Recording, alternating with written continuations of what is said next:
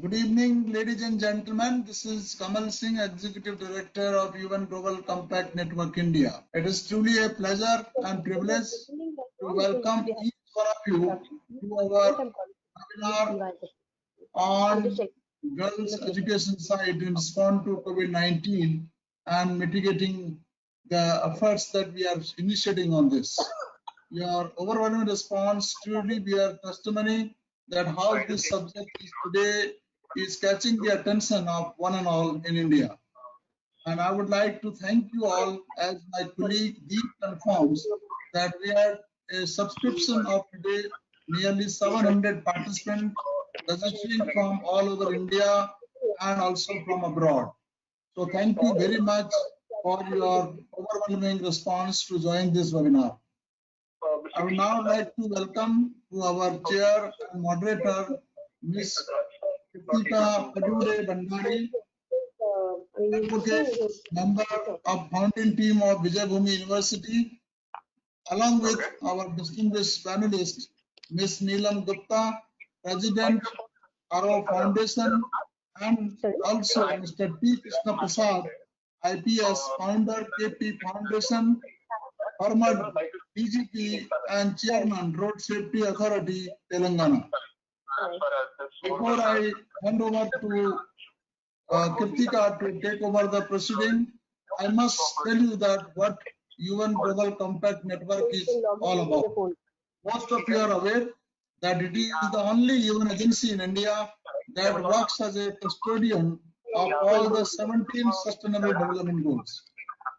We are a SDG-driven network that works in the areas of advocacy, research, capacity building, and programmatic intervention projects around SDG and 10 global UN principles. You are all aware that COVID-19 has disrupted our ways of living and working. SDGs and 10 principles are the only ways to respond, restore, rebuild, and resume both our personal and professional lives. Today, COVID-19 poses an additional threat to the existing issues of food security, poverty, nutrition, quality education, and so is our goal number 5, gender equality. Today, we are focusing on gender, especially the girls' education and how it is impacting our own situation as far as India is concerned. Pandemic, as you know, has disrupted a lot of situations, organizations, systems, processes, and in fact has allowed us to rethink everything differently.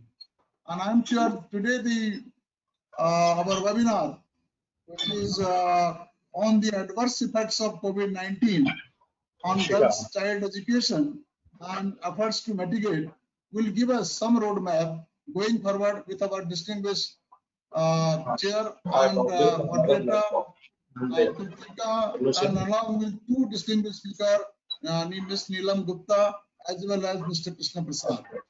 So, ladies and gentlemen, we have enough to share with you, and our both distinguished moderator for this evening webinar, as well as along with the two panelists, will make you not only stimulated in terms of your thought leadership, but also will respond to number of questions that you will have in your plate.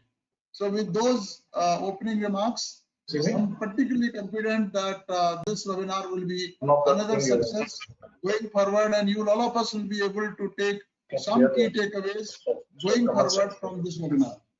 So before I invite Kritika, I must say that she is the Sutradhar of today's program, and she brings her not only the energy, passion, and youth, but also a lot of knowledge leadership. If you look at her profile, it is really an indication that we are future that we today talk about as India is very, very not only enlightened but also secured.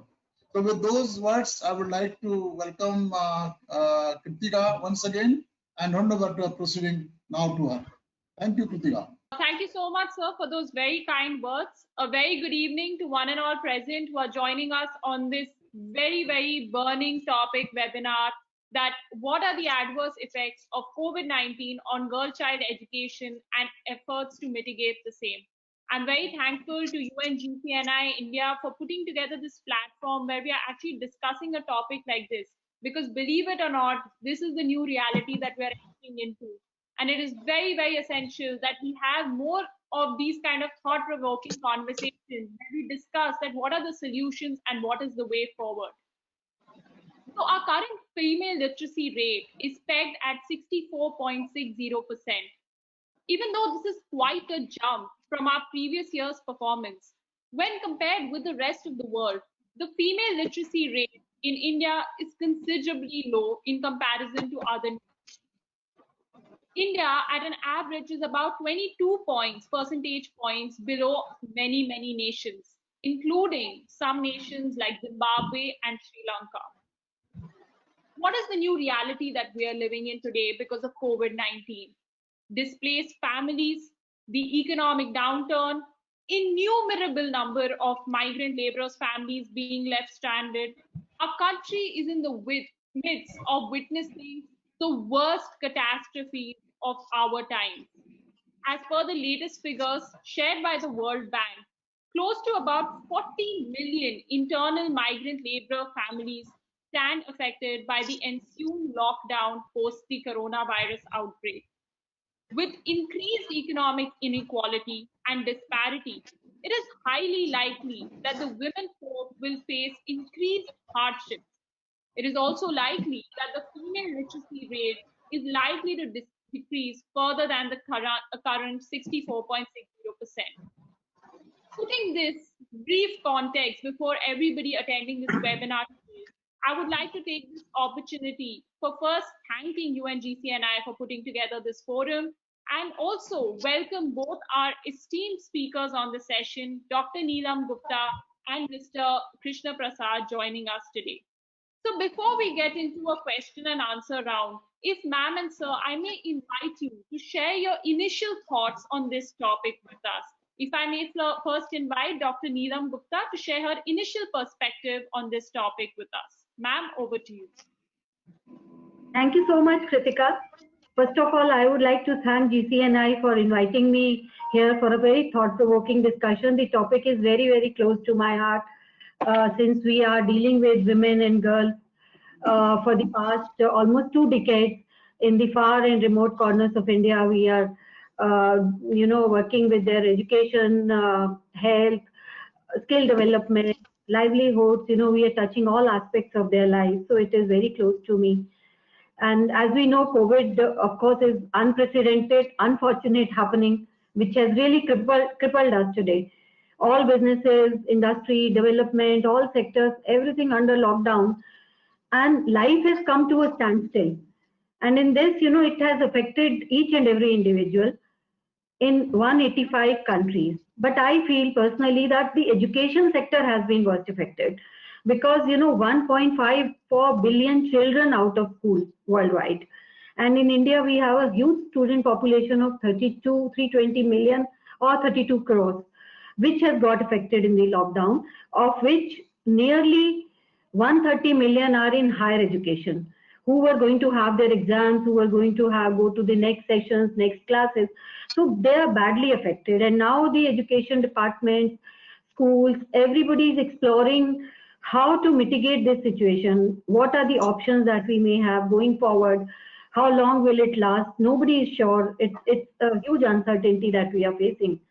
And on the one hand, we have this issue of school closure and disruption in studies, whereas on the other hand, disruption of livelihoods. All the jobs are going, livelihoods are being lost. In this, especially the migrant workers, which is a huge population in India, nearly 20 crore daily wages, plus same unorganized sector, who are the worst affected. And now we are seeing a mass exodus. Going back to their villages. So this is really affected. So these two things.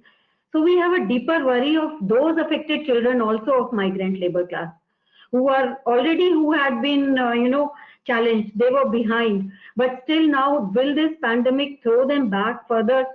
And gender gap is going to worsen. That's what we feel. And economic activities whatever we had gained in the past few decades, we feel that we might lose those gains. So with this new challenge in front of us, the education might take a back seat in these families which are economically challenged now. The poverty can hit badly, and girls are likely to be kept out of school.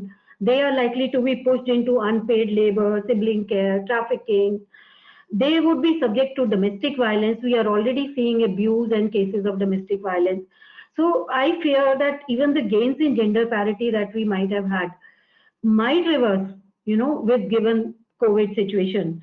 So this adverse effect on women and girls, I feel, is like another pandemic in front of us, which we must, deal like a pandemic because it's in front of us. We have to deal it with an immediate response, with a fast action to tackle this situation, this emergent crisis. And already we are getting news of girls suffering, working in the fields. Every day we are seeing how they are suffering, what kind of, things that they are going through. Violence, sexual assault, everything is happening with sexual discrimination. So we must try to really act fast. And I hope we are able to discuss and throw light on how we may mitigate this situation, what are the challenges before us, and how going forward, how we can handle those challenges. Thank you once again for having me here. Thank you, Kritika. And thank you. Thank you so much, ma'am, for your initial comments. I think you've very beautifully articulated the problem for us. If I may now invite Mr. T. Krishna Prasad for his initial comments on this topic. Sir, over to you. Thank you, Kritika, and good evening, Mr. Kamal Singh and Dr. Neelam Gupta. At the outset, let me thank Mr. Kamal Singh and UN GCNI for this wonderful webinar on a topic which is very topical and it's a need of the hour. We have to fix the problem right now on an yesterday basis. Thank you very much, UN GCNI. And I'm very glad to participate in this webinar along with my distinguished panelist, Dr. Neelam Gupta, President and CEO of Auro Foundation. Auro Foundation has changed the lives of more than 144,000 households in this country, spanning across 18 states and 90 districts. This is a wonderful and amazing work. Congratulations, Dr. Neelam Gupta. Thank you, Mr. I also thank all the supporters and well-wishers of KP Foundation, particularly from USA, who logged in at a not so very convenient time zone right now, but still they logged in. Thank you very much. While talking about the adverse effect of COVID-19 on the girl-child education, as Kritika has rightly put it, the literacy rate of girl or women is 20% lower than men in India, and in general, the literacy rate in India is 20% lower. So it is a double kind of a handicap, so that the women or the girls in India are going through. And the dropout rate, in any case, it is known to everybody, is very, very high in India, particularly with the girls. Now, if you look at the access to education is about 8 crores, that is 80 million children in India do not have access to education right now while we are talking. Now, what will be the adverse effect of COVID-19 on this figure of 8 crore is yet to be seen, and definitely it is going to be adverse, and this 8 crores is going to climb out. So then, if you look at what is that as a nation we have been doing consistently, we have been spending about 2.5 to 3% of our budget on basic education. And Niti Aayog has been telling that is not adequate. We should spend 6% of our budget on education. In February 2020, the Honorable Finance Minister of Government of India has announced a budget of 93,000 crores, including 3,000 crores on skill development, which is around 4% of the total budget. Now, with the adverse effects of the COVID-19, this allocation has to go up. It should be increased. So shortly, while we discuss, we will talk about that also. Now, the background is Article 21A, which talks about the free and compulsory education, is made a fundamental right in this country, which was inserted in the Constitution of India way back in 2002 through the 86th Amendment. And after that, After 7 years, the Right to Education Act was legislated and finally passed in 2010. That is a good 7-8 years. And then after that, the National Education Policy was submitted in May 2019, exactly 1 year before today. Now we are now, unfortunately, we are hit with COVID-19. We are seeing so many children across and all along the length and breadth of the country being hit very badly because of COVID-19. And the Sustainable Development Goals number 4 seeks to ensure inclusive and equitable quality education and promote lifelong learning opportunities for all. So this is the background we are talking about. Fundamental right, Right to Education Act, National Education Policy, SDG 4. And all the grand plan, the big plan is being hit by COVID-19 and the pandemic. So we have to do something very, very humongous, very massive to counter all the effects of COVID-19 that is going to have, particularly on the girl child. So with this, let's go forward with the discussion. Thank you very much. Thank you so much, sir, for that very, very enlightening introduction. And I'm glad you even traced the inclusion of right to education as a part of our fundamental rights in the Indian Constitution. As a lawyer, I'm very happy to hear that. So without further ado, I think let's move on to the moderated round of questions with our esteemed panelists. So if I may first invite Dr. Neelam Gupta's opinion on this question. With employees being laid off, workers moving to their hometowns, how will girl children especially be affected by this entire scenario? Will scarce finances force parents to withdraw students from school, especially girl children? If I may invite your opinion on this question, especially from the work that you have been doing at RO Foundation. Thank you, Kritika, for bringing out this very, very critical issue of migrant labor. You see, education of these children has always suffered because of this migration. Some are temporary migrants. They come for 3-4 months. They sometimes bring their children, and children are then out of school. Putting them in school is a challenge, and then they go back. There are also some long-term migrants. We put them in schools, but then they are also enrolled in schools, but there is an issue of identity, cultural alienation, fear of losing job, going back. These children have always faced problems. But with COVID-19 hitting the daily wages, the problems have gone up. The situation has worsened for the children and their education. And we are already witnessing that they are going back to their villages, their towns. And girls being the most vulnerable section of this vulnerable group, they are really going to be hit with this. Now we see there are already barriers, problems with girls. There are barriers in their education, which they are already facing. But with this new situation, I think this is going to become manifold. Just imagine, we are having families actually suffering this in slums of India, where these workers were staying. And now the families want to go back. They have little girls who were studying. They have girls who are also into higher education. So you see the mid-session, I'm just going to give you point-wise how many challenges and what are the kind of situations that we might face. The mid-session migration, imagine this will cause a dropout in large numbers. Once they go back to the villages, how are they going to be in the school? In which class? Where do they, because of this migration, to resume their studies is going to be a big challenge, especially for the adolescent girls who are in higher standards. Villages may not have schools.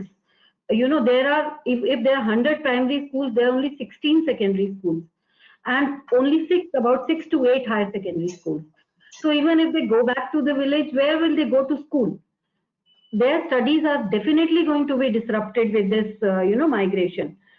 So second is, the quality of education, which they were getting here. We all know urban schools are better. Now they go back to the villages, obviously. They will suffer and their quality of education will suffer. They will lose out on the better opportunities in life. Girls, parents are likely to keep them at home because of poverty, because of many other reasons.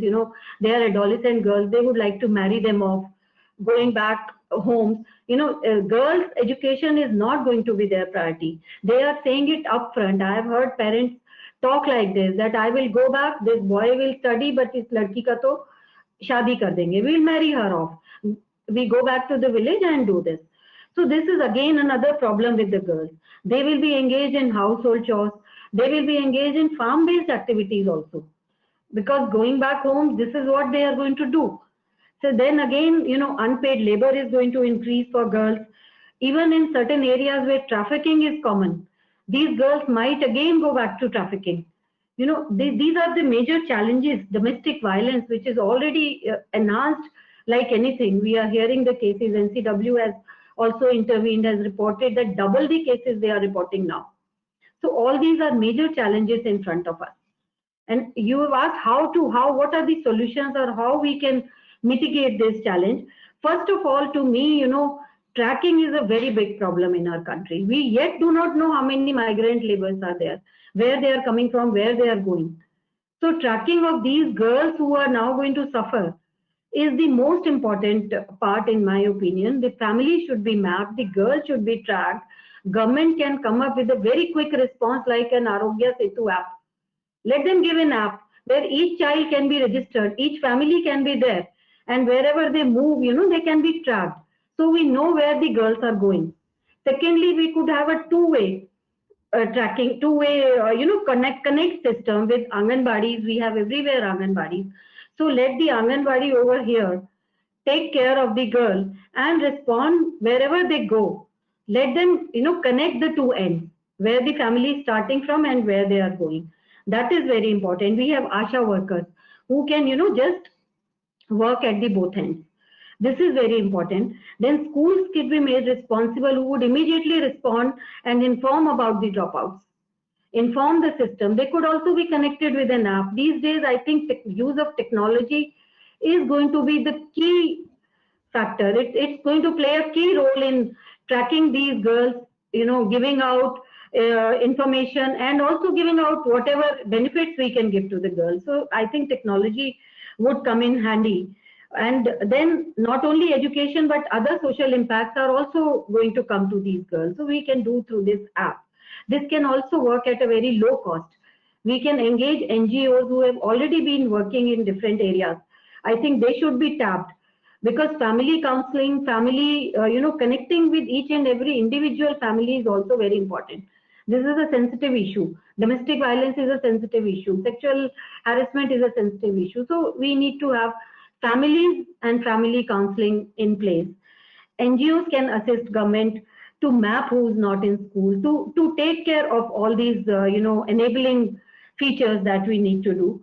And for girls who are likely to drop out, for likely not to have quality education in the villages, we need to have systems in place. We need to have more schools. We need to give them more options like, KGBVs. They are the residential schools where girls can go. We can have colleges which are, lying vacant. They are not being used for education. A lot of colleges are now lying redundant. So we can add schools there. Access has to be improved, and then solutions have to be given to the parents to take the girls to the schools. It has to be handled in a very, very sensitive manner, but a very quick manner. That is what I feel. And all of us have to get together in this. All stakeholders have to unite. Corporates have to come forward. Civil society has to come forward. Of course, government has to lay policies and very strong policies to handle this issue. That is what I feel. Thank you so much, ma'am. I think you've highlighted some very important aspects in the answer that you've given. I think it's a fantastic idea, and I completely agree with you that we must use technology and must introduce a tracking system so that at least we have an idea of the number of students who are losing out on their education because of COVID-19. Because until we don't understand the enormity of the situation and have the right numbers, I don't think all the stakeholders as well as the government will be able to come up with an effective plan to actually mitigate and to solve this problem. So, I think ma'am as well as, sir, they used a phrase, and I think this is a very important phrase in today's discussion: access to education. And my next question actually pertains to that. And I would like to invite Mr. Krishna Prasad's view on this, that with families losing their source of livelihood and this mass exodus movement that, India is witnessing at this hour, what is the effect of this pandemic going to be on access to education in our country today? And if you may, actually specifically enlighten us on the issues that will be faced by girl children specifically. On normal terms, as on today, as I've already mentioned, about 80 billion, there is 8 crore children in India do not have access to education. Now, when it comes to the girl children, probably we can put it around 5 crores or 15 million. Now, what is going to happen during COVID-19 and what is the adverse effect of COVID-19? There will be an economic slowdown. There will be drop in production. There will be sudden and massive increase in unemployment, particularly in the unorganized sector. There will be huge and humongous drop in wages of the family or the head of the family. Family income will fall drastically. So whatever little money that is available, that there will be a huge demand on that little money for expenditure on food, health, and education of the boys, because education of the girls is generally treated as non-essential in rural India. So what takes priority? If it comes to education of the boys takes priority over the education of the girls. And as it is, the money supply or the money that is available with the family household is going to be very, very less right now from now onwards. Particularly if there are any fatalities or injuries to the family members, then what happens is the division of labor within the family, a lot of family chores will have to be redistributed among the family members. So a lot of burden will then come to the girl child. The girl child will have to share a lot of burden of the family, particularly when somebody has left the family. So that gives her lesser time to pursue education, and that gives more reason for the family members to tell that you please stay home, your brother will go to school. So therefore, there's going to be very, very big and very huge effect on that. Now, if you look at the changing lifestyle, what pandemic is going to bring in is it's going to bring in a changing lifestyle. Social distancing is one change in lifestyle. Well, with social distancing and the social distancing taking its own impact on the public transport. And public transport is the only available transport in rural India for the girl to reach a school. To put it in the right perspective, if you see 22% of the children, 22% of the children go to a school within 1 kilometer. Or the other way is 22% of the total villages of India have a school within 1 kilometer. 28% of the villages in India have schools outside 5 kilometers. So in between that, 50% of the villages have school access beyond 2.5. So if you add 2.5 and 28, so basically 50 and 28, basically what it means is more than 75% of the villages, there the children will have to travel for more than 2 kilometers to access that school. Now, how do they go? Each direction 2 kilometers. And how do they come back? So this is exactly the problem that is going to be very big in future. So the public transport cannot take as many people. You can see in many states the Jugaad vehicles are overcrowded. They're taking 2.5 times the capacity to the different places. Now all that cannot happen because of the social distancing. So there has to be reduction in sharing of the public transport.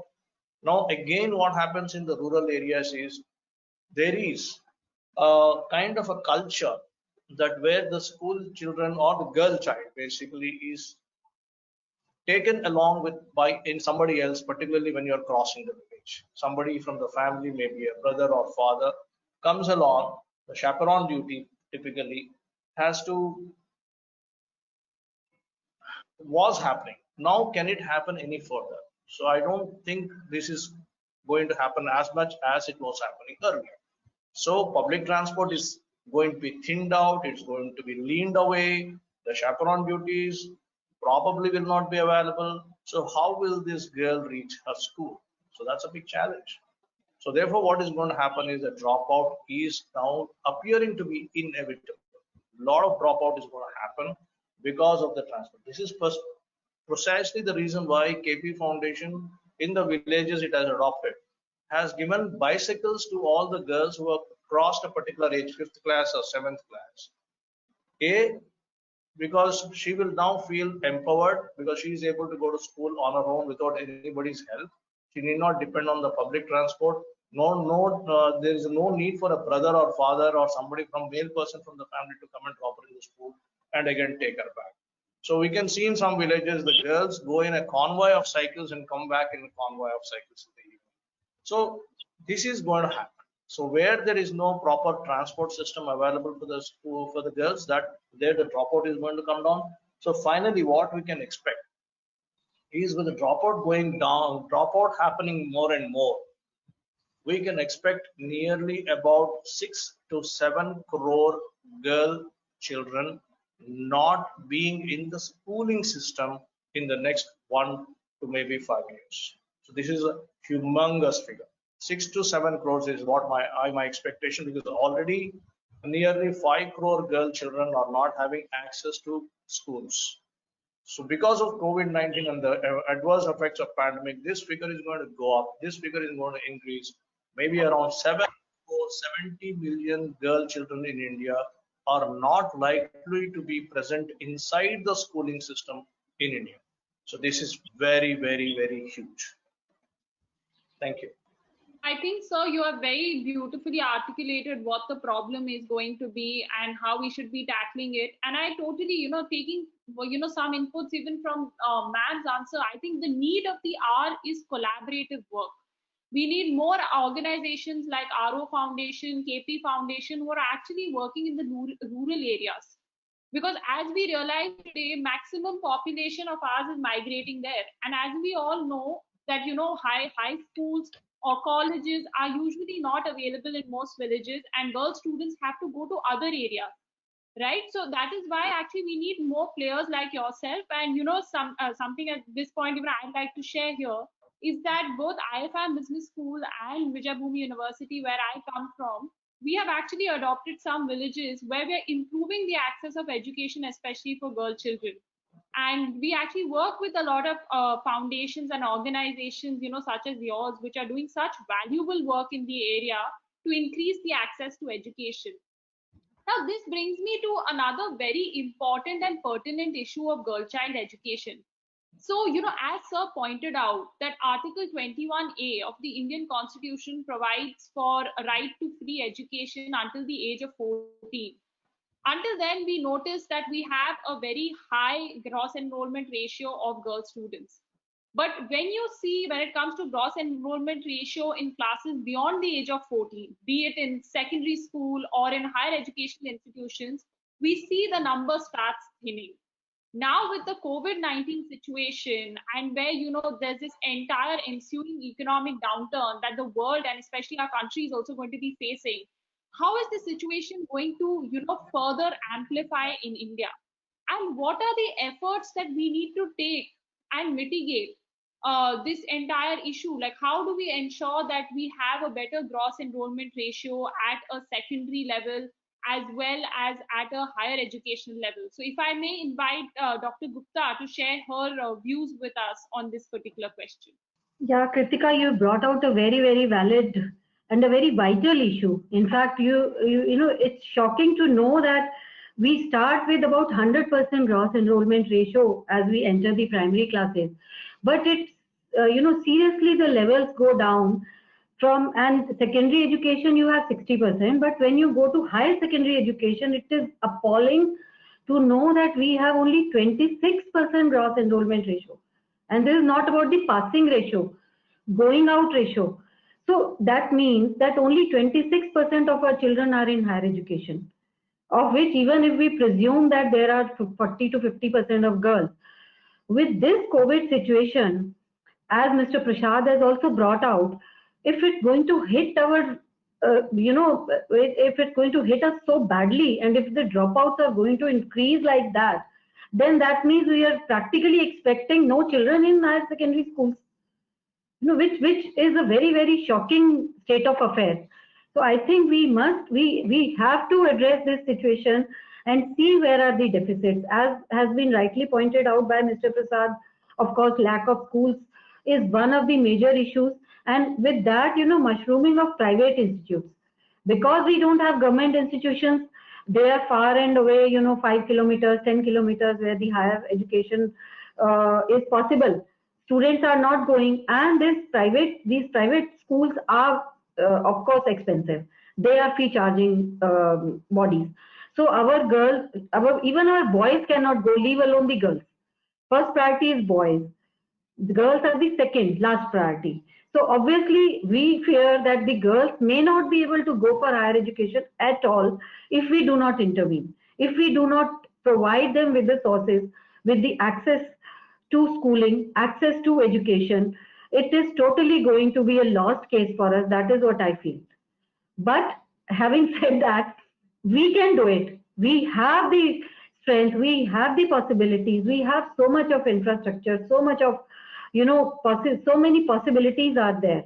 First and foremost, what I would like to say is that we have to work at all levels. Tracking was one thing, of course, but then policy, right policy reforms. We have not had a policy reform since 80. And then when we started with one in 19, it has also gone into, cold storage. Firstly, its own reasons, and now with COVID, we are not getting anything from it. So policy reforms is the most important and crucial thing that we must have, because that will drive the change. If there is no policy, nobody will work. So we have to have that policy. RTE Act should be reformed. Maybe, it should cover higher education. It has to cover. Without that, there is no binding on anybody for the child or for the girl child. It has to be there. Then to improve access, like I said earlier, we have to look at other buildings, other options like KGBVs, residential schools, colleges, wherever. We are having quarantine centers in all the odd places. Why can't we have such education centers in those buildings after post-COVID? When we are trying to take up so many infrastructure, so many places for COVID quarantine and isolation, we should look at the same way. It's the same emergency, I tell you, to go to school. So we have to look at the possibilities, spaces where we can give education, and then the tracking measures. For dropouts, we have to create enabling environment, gender sensitive environment, teachers, parents. It has to be a massive effort. We know how to do it. We have the documents, we have everything. Only implementation, I think we are missing, which we should have policy and implementation. And once we set the policy guidelines, we have so many corporates, public sector, so many, civil societies, organizations, teachers, schools. Everybody should be given this mandate in mission mode to go about it, like we did Swachh Bharat Abhiyan. Why can't we have a digital Bharat Abhiyan, School Chalo Abhiyan? We have to go in mission mode. We have to do that. Otherwise, we are going to face serious consequences of this loss. And this generation which is lost, it's a huge loss for the demographic dividend that we are talking about. We just cannot reap the benefits of our, this demographic dividend also. So it will be a serious setback for the nation if we don't act in time, if we do not put these measures in place. I think that, thank you. I'll rest here. We can go on and on these things. I'll like Mr. Prasad to add to it. I think Dr. Gupta has really hit the nail on its head. There's so many issues that which we cannot postpone any further. A is a policy initiatives and the associated institutional framework. Those things have to be re-looked at because the situation has changed. It's so dynamic right now. So now, if you look at the immediate steps and the long-term steps, and basically what is the infrastructure that is available, there are two sides of infrastructure that is really bothering us. One is the physical infrastructure. If you look at the physical infrastructure today, 13,500 villages in the country do not have schools. That is 14% of the total villages in this country do not have schools. So there is an urgent need to have that physical infrastructure. Now, physical infrastructure of this 14% or 14,000, nearly 14,000 villages, in terms of money, it is going to be just around 1,400 to 1,500 crores out of 99,300 crores of budget that has been already. Money wise, it is very, very simple. There's no point in talking about money. It is just a will. All we have to do is give at least one single room school to each of these 14,000 villages which do not have any school at all. And then so that girl children have a place to go, girl children have a place to go and learn. They are safe and secure there. There should be a washroom there so that there is no school dropout there. Now, when you look at the other infrastructure, the other infrastructure is, as I told you, the pandemic is going to change the dynamics. The physical travel, physical classroom also is going to be a challenge in bigger places. So therefore, there has to be online teaching, online coaching, online examination. Now here I'm coming to a totally different issue here is what we have in US what they call the Kaplan has the system of the general education development test. Now the general education development test is a test that anybody, irrespective of your age, irrespective of whether you're rural or urban, can take a series of 4 tests to say that you have passed. This is a matriculation equivalent. This is a 10th class equivalent. It is agnostic of the board. It can be the state board, it can be the CBSE, it can be ICSE, it can be international baccalaureate. So why are we preventing our children to have such an access where if the child or a girl child thinks that she can, with her knowledge and the skill she has right now, can appear on any one of these tests or all of these tests and pass and have so many certificates because each certificate is used in a different context in this country. So this makes access to education brings a totally different dimension to access to education. Now, if we want this to happen, this is a desirable thing. It should happen. The general education test should happen. But for this to happen, there is a prerequisite. The prerequisite is penetration of internet and increase in the bandwidth. And of course, the content. My understanding is there is no shortage of content. There is a huge amount of content available in this country. What is a challenge is the wired connectivity or the internet into the villages where children can go to school and learn things online. So basically, physical infrastructure, 13,500 villages don't have any school whatsoever. There should be immediately this year we have to provide physical infrastructure to all these 13,500 schools. B, internet infrastructure has to be given again immediately today, and most importantly, we should give the benefit of what we call as general education development test, where any child anywhere in the country can take any 10th class equivalent examination online and have that certificate. So these are the basic challenges. These also challenges are also opening opportunities. This we would not have done for another 10 years, but now we have to do it today. So let us also take this as an opportunity and ensure that 13,500 schools are built in just this year, and GED kind of an environment is brought into the country right now. Thank you so much, sir. So I think you have also touched upon some other issues that we were coming to in our questions. So I definitely think, I think there is a need for greater public-private partnership at this point of time, and especially between the government as well as even private educational institutions. Because private educational institutions now need to start opening their doors on basis of scholarship and providing other incentives to families who can't afford their fees. It's important that they open up their doors to students who even come from those families, because that is truly the need of the hour. Today, everybody is talking about the economic downturn that we are going to be facing. But the only solution out of it is to ensure that we, each and every girl child of our country, is also skilled and is actually helping in building the economy. Taking them out of schools is not going to be the solution to us even coming out of this economic downturn.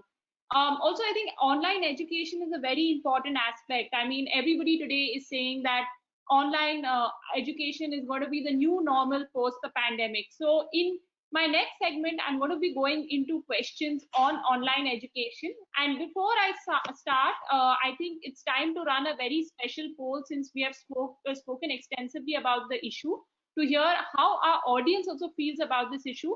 So may I please now request everyone who's attending the session to please submit your poll answers to the question that, do you think there will be a wider gap between literacy rate of women in urban areas and rural areas? I hope all our attendees can fill in the responses to this poll question on the panel today. So before we broke in for the poll question, I'm very happy to hear that a lot of our attendees echo the same views. 97% of our attendees think that there will be a wider gap between literacies of women in urban areas and rural areas. So, before we broke into this poll, we were talking about online education. Now, coming from the education sector, absolutely right by Mr. T. Krishna Prasad, for us at Vijayabhumi University and IFM Business School, this pandemic has truly been an opportunity, because the Indian education system has had to move, online overnight. But the larger question here is that how do we increase access to online education for students all over? All students are not in urban areas. Now with this mass exodus, maximum number of students will be in our rural areas. Then, like how Mr. T. Krishna Prasad said, online examination. I mean, this is something that we've been doing at, our university. And we know that this is going to be the way forward because of the social distancing norms that we now have to maintain. But the larger question is, how do we ensure internet connectivity in both the urban and rural areas? Are there any solutions that we can come up with? If I may invite both my panelists to propose some solutions to this particular pressing problem that we are facing today. I think the physical infrastructure of the internet, that is a backbone, is already laid across the country. So it is again, how do we subsidize that particular bandwidth and the speed to the schools?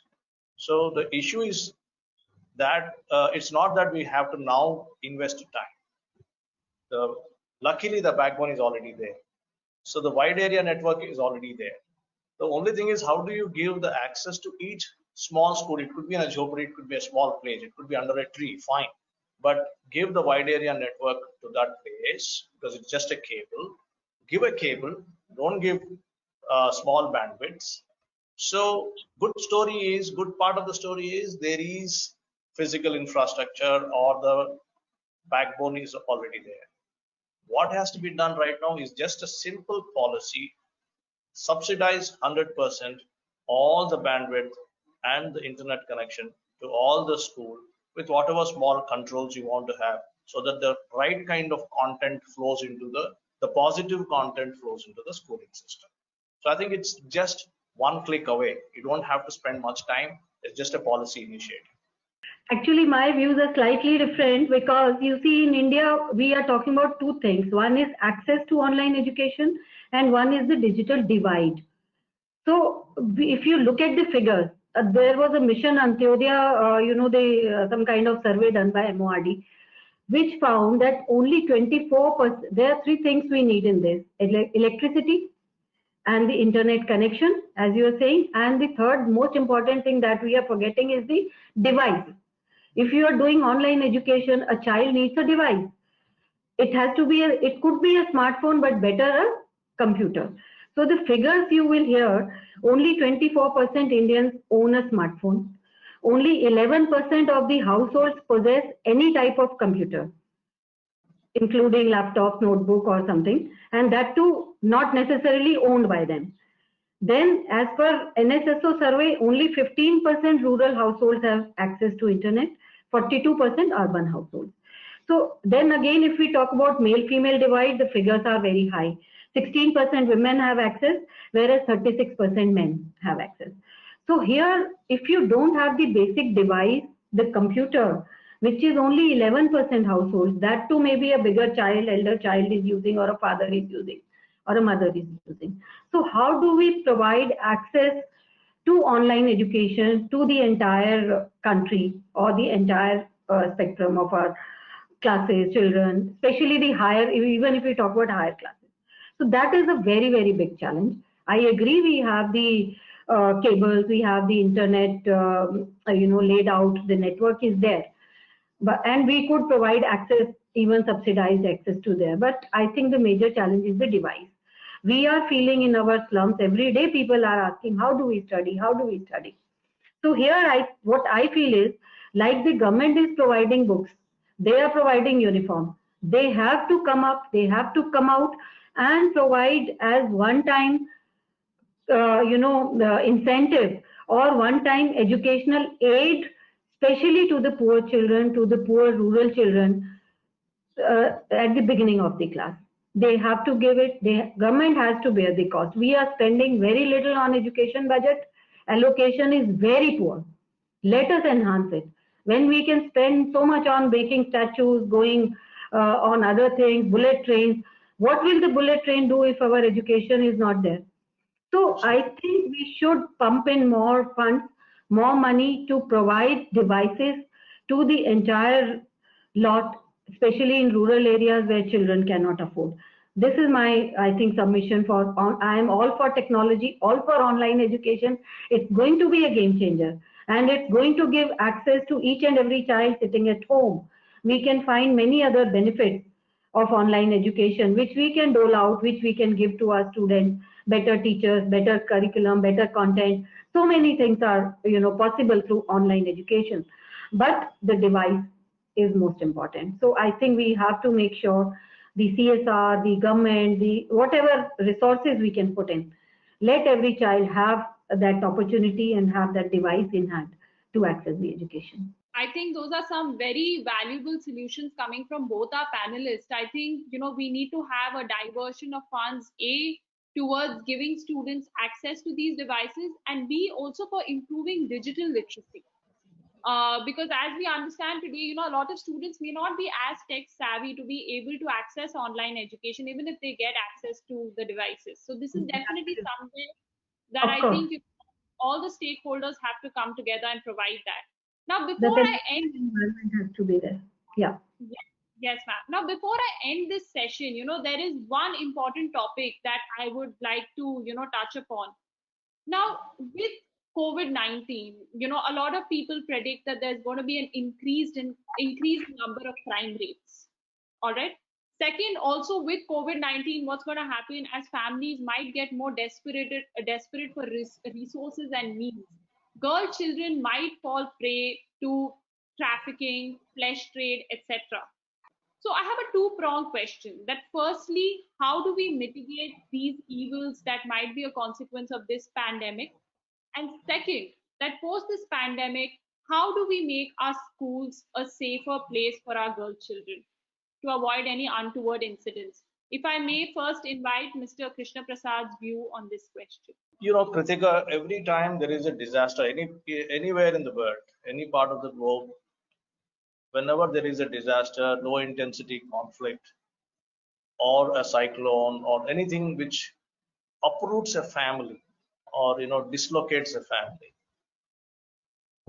that suddenly brings in a lot of vulnerabilities into the family, and the most vulnerable person in such a family, where the family is uprooted or a particular community is uprooted, unfortunately it is a girl child. So the current pandemic is no different. This is also a kind of a disaster of that sort, where the families are dislocated, both mentally, spiritually, physically, from their village, from their neighborhood, and from their families. So this is going to suddenly increase the vulnerability of the girl children. So this is exactly when the traffickers typically are waiting for such opportunities. They're lurking to exploit these situations by luring or offering more money, or they have so many other methods or to do it. So they will not leave these opportunities. So therefore, the family as an institution, Indian culture has got a very strong family institution network, or as a culture. So family as an institution should be now the conscious bar has to be raised up, and immediately the family should come together. Hey, the village should come together, should discuss this aspect. This is very, very important. And the community together should also discuss. Now, there is a humongous amount of responsibility on the schooling system, particularly the teachers in the school. The teachers in the school and the village elders, they should also discuss and tell everybody, why, please take care of your girl, please send your girl to the school, and ensure no stranger comes and talks to her, or don't believe any stranger if he comes and says that I'll give a good job to your daughter or your child in the town, and your family as it is, it's broken down economically, and this girl will be the savior of the family. Don't listen to such kind of stories. So basically the bar has to be risen, and everybody should be told that this is a possibility. It can happen. It happens so many times. So the vulnerabilities of the girl child should be discussed at every level, within the family, within the community, in the village, and the local police should also take this cue, go to each village and tell, look, please be aware, please be wary of human trafficking or child trafficking. And again, what is going to happen is aspirations are aspirations. Everybody has got aspirations, but now what is going to happen? Economy is going to slow down. Wage employment is going to come down. Money available to the family is going to come down. But both ends have to be met. So there is additional pressure. So these kind of things, and there will be some crime outside. So the criminals will again want to do something. So who is the most vulnerable in the entire scenario? It is a girl child. So this aspect has to be discussed again and again. This is where the civil society which is fanned across the country, should take up and proactively, because anyway they are moving and talking to people on so many other things. They should also talk about protecting and securing the girl children from the vulnerabilities of trafficking and other crime areas. Then with respect to having the short-term measures, what is happening is, as we have both Dr. Gupta has also discussed, there's likely to be a dropout, there's going to be a huge increase in the dropout among the girls. So there has to be some methodology. The short-term methods is basically that there should be an intense, very, very intense enrollment drive in every school to again take stock of the situation. What happened to the girl child? She was there last year. What happened to her now? Bring her back. So that intensive enrollment drive very, very intensely has to be taken up, number one. Number two, how to hold the child inside the school.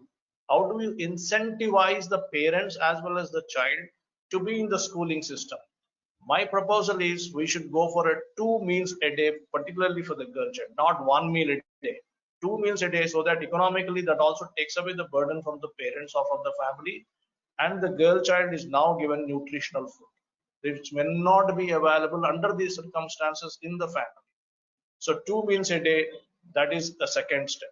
The third step, much more important, is I think we should incentivize the parents by giving them a monthly recurring deposit. Amount can be small. It should go into their kitty for the simple reason that they have sent their girl child to the school. So that incentivizes the parents to continue to send their girl child to the school. So these are the immediate steps that should be taken to safeguard and protect the girl children in the villages, particularly in the rural areas. Dr. Gupta, ma'am, any views from you? Yeah. I think he has excellently, just summed up everything that is needed to put girl child back in the system. My submission would be use of technology. I'll again say that is the one thing that can give us the real estimate, real time data, where the girl is going, where she is now, even for trafficking. If we have all the girls in the system, technology, we are tracking so many COVID patients all over India. I mean, it is there for all. Similar app can be given to the families, to the girls, so that, tracking can be done. And schools should be made responsible, not annual, but monthly tracking. If the girl is absent for a month, for unaccountable reasons, immediately their eyes should pop up. Why this girl is not coming? Where she is gone? And the help should be sought. The whole ecosystem should be developed where they can go. Once they do not find a girl, what has happened to her? They cannot sit in their armchairs. Now they have to go out and look for the girl, seek that girl. Just passing information will also not be enough. So NGOs, I agree, are doing a wonderful job. Corporates are doing a wonderful job. We are having some excellent partnerships where we are doing such things, helping girls. I think those should be strengthened, and we should make NGOs or whosoever is working in a particular area responsible for the girls in that area. Say if there are 10,000 girls or 20,000 girls, let one NGO be responsible for that. Let them track it, let them track them, let them counsel them, let them do family counseling. So much can be done by them, so that we ensure, all of us ensure, that our girls are not only safe, not only free from all these barriers, but all also going to school, studying, and on a growth trajectory in life, which will also be growth of the nation. So I think we have to go all out, ballistic. Yeah, I think if that is the, both of us agreed upon what should be the immediate term solution or the short term solutions. And if we look at the long term solutions, to me, it appears to be that 100%, going towards 100% residential schooling. If you look at, it's very, very discouraging to note that only 3% of the girl children in India are having access to the residential schooling. Only 3%. And whereas I think 100% of the, particularly the rural areas, 100% of those girl children should have access. Whether they take that option or not is a different matter. But it is a duty of the state to create that infrastructure, both physical and also teaching the faculty, etc., so that a parent or a student or a family can take a decision whether to opt for residential schooling or not. So my take is, country should go, the nation should go for 100% residential schooling as a long-term perspective.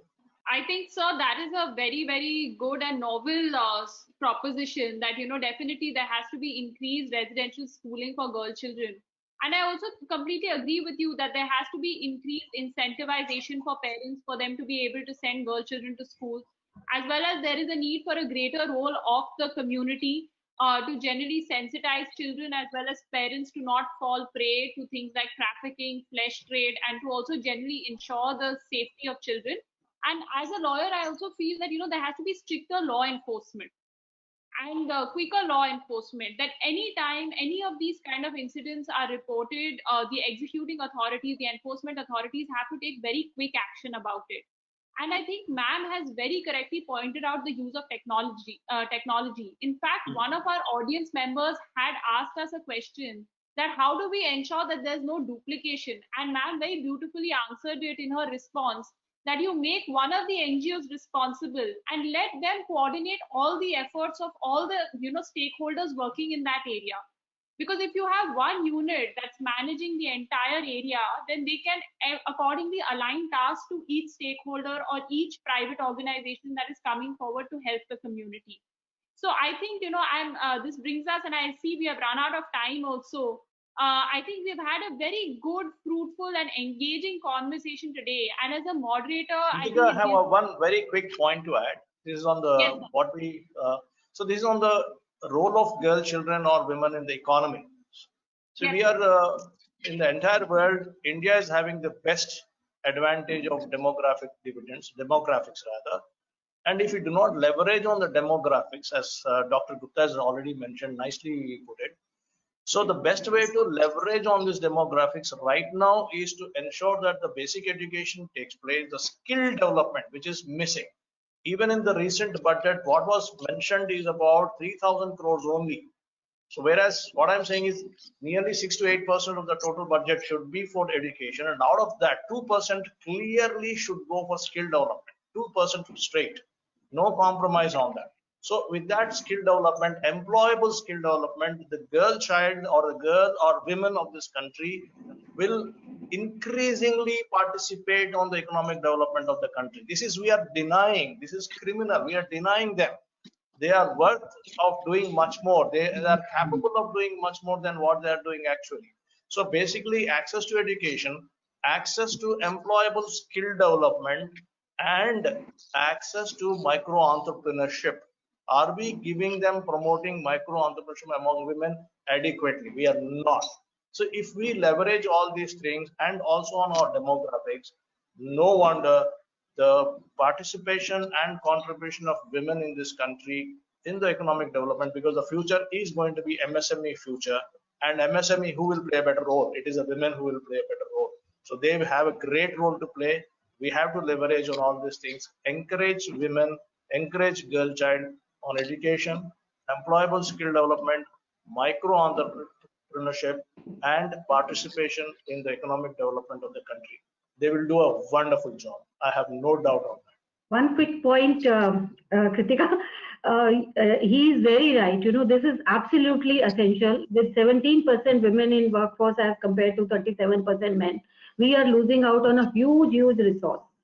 So obviously we are falling behind. But I also see that we are not taking robust actions. We are not taking sound actions. Just now the stimulus package was announced. I was very, very disappointed to see there was nothing on education. Have we given, was there a mention of even dropouts? That some girls would be dropouts, so this is the package that we should give as an incentive to put them back in school? I mean, the focus of the nation should be now on education, because this is what is needed going forward. Education for future skills, education for employability, education for climate change, education for work, education for, I mean, education is the key to our development. And if we don't agree, if we don't accept, and if we don't work on it, I am sure we are going to lose out on huge opportunities which future is bringing to us. And this $5 trillion economy will be a dream only if we don't focus on education and skills. So let us see. Thank you for this wonderful discussion, wonderful opportunity to voice our views. It has been really, really very enriching and very thought-provoking. Thank you so much.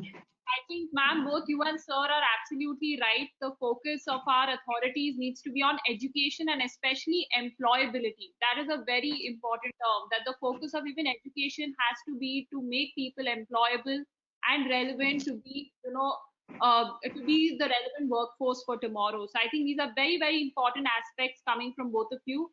I think this has truly been a fantastic conversation that I've had. I love the fact that, you know, a large part of our conversation was solution oriented, and there were so many interesting insights and solutions provided by the both of you to the various issues that we touched upon that will affect girl child education deeply.